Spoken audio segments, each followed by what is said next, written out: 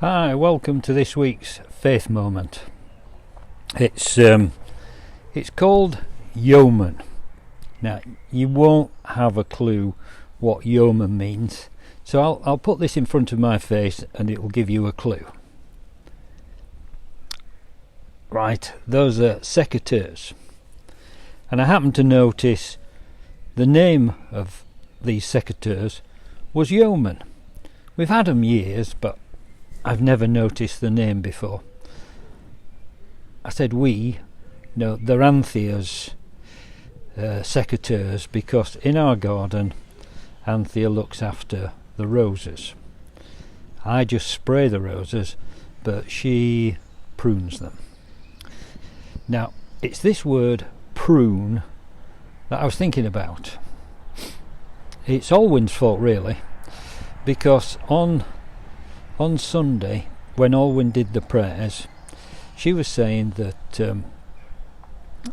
she really felt she should see Jesus sat next to her and have a conversation with him, and her prayer life would be transformed as a result of it.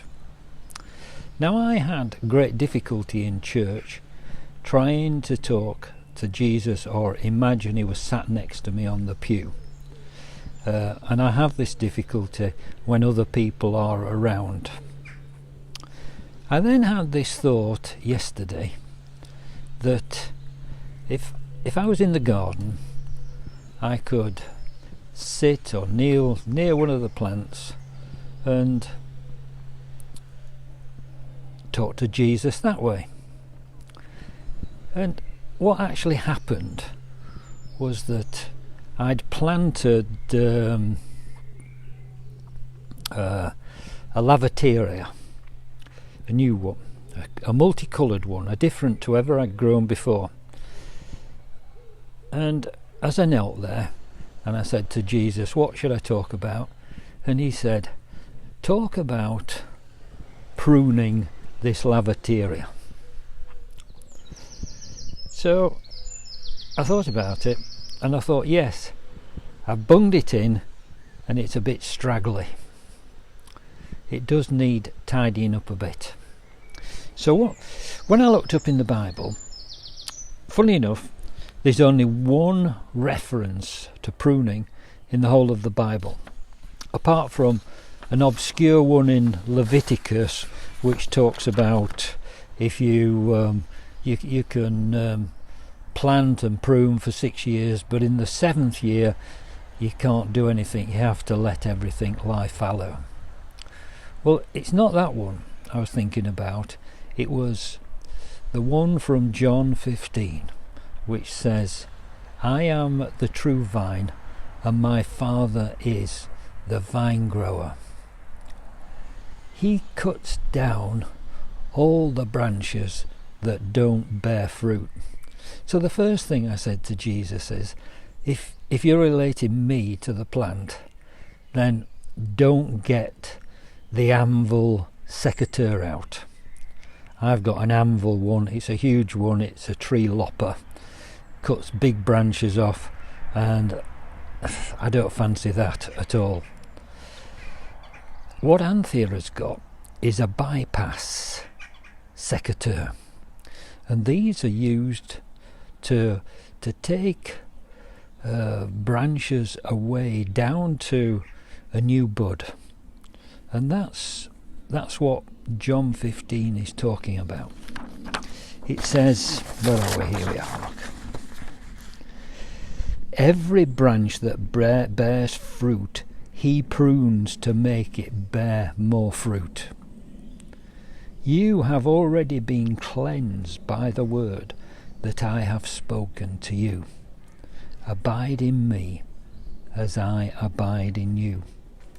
Just as the branch cannot bear fruit by itself unless it abides in the vine, neither can you unless you abide in me. Now, the amazing thing is, in this garden, as I've said before, I keep repeating, it's as if what happens physically in this garden at the moment is then happening to me spiritually. So I really feel that the Lord wants to tidy me up. He wants me to bear more fruit, and I think it's the same for you. The one thing we don't want is to be cut out, and that's not going to happen to us. That's fear, because we love Jesus, therefore we automatically abide in him. But what we have to do is believe that he wants to do a work in us. So then I have this conversation. Lord, I want you, as you are giving me ideas to transform this garden, then I want you to transform my life, that I might bear more fruit. Now then Jesus comes in and says, you don't have to beg for it. This is an automatic process. If you believe and desire to bear fruit, then you will bear much fruit. Because then it goes on to say, I'm just checking the time, I can't see it here for the reflection. Here we are.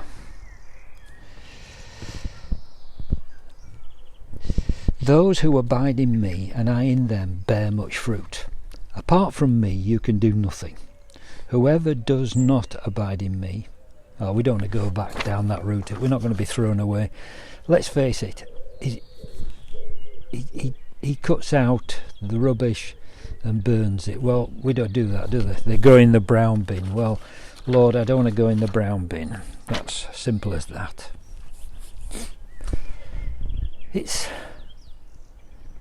Something's happening to me at the moment that is special. I come out in the garden and I feel my life is full of abundance and peace and joy. Now, I haven't a clue how long I've been going on, so I'm just going to say that's it this week. So I'll be with you next week, but what I've decided through the summer is I'm just going to do them alternate weeks, so it gives me more time to think, and so the quality of these things doesn't go downhill. God bless. I can't even see how to switch it off today.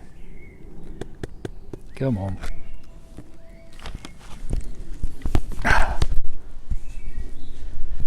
Just terrible, this. I'll put it on the brown bin, and then perhaps we can find a way of switching it off. Oh look, somehow or other I've got bluebirds round my head. I don't know what I've done there. There we go.